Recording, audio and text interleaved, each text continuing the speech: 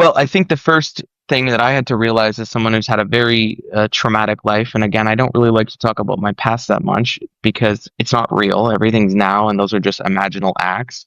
But I will say, if you're someone who's cleaving to that old story, you need to go through a process of nervous system regulation. If you are in fight or flight and fear and anger and shame and guilt, it's going to be very difficult for you to take on your dream life.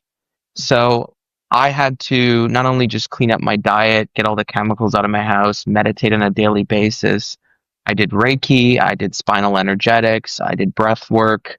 I did things that got me out of old Jordan and the way that he would react to certain situations. And that's the first step I always say to people. That would be your number one priority. The second thing I would say is in all of this, you almost have to act a little bit delusional. I mean, we're taught to shrink ourselves. We're taught that humility is a virtue, Yeah. but it's really actually not. Because if you look up the definition of humility, it's actually a lowering of one's self importance. And if you are going to be this greatness, if you're going to be this person that gets out there, famously Serena Williams and Taylor Swift's parents have both said that when they were very young, they both said, I'm going to be the greatest in the world. And it all came out. But we are taught, shrink that, Jackie, be realistic about what's out there. And I'm saying, no, no, there is no limitation. You can move into any infinite reality that you want to.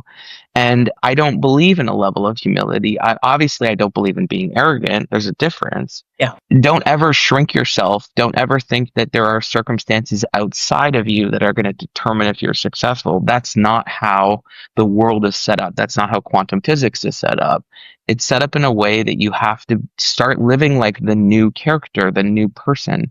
So one of the examples is to get my streams up on Spotify. I didn't pour a bunch more money into Facebook ads. I was running them.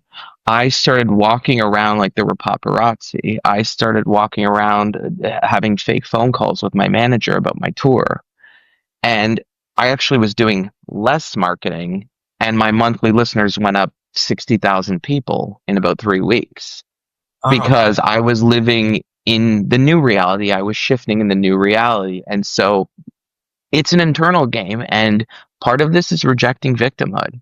It's rejecting that there are other people holding you down in a certain way. I mean, I'm guilty of that as a gay guy. So many years people were like, there's no opportunities for you, and I found a way to make them. And I really tell people, you are so much more powerful than you realize. And don't listen to what other people say to you. This is not a game of hustle in business. People think if I just grind it out and work more hours. No, it's a game of alignment. You need to align with the new version of you and let the opportunities naturally come to you from the universe instead of running around like a chicken with your head cut off, trying to force things in constriction and make them happen, which is the antithesis of how this all works.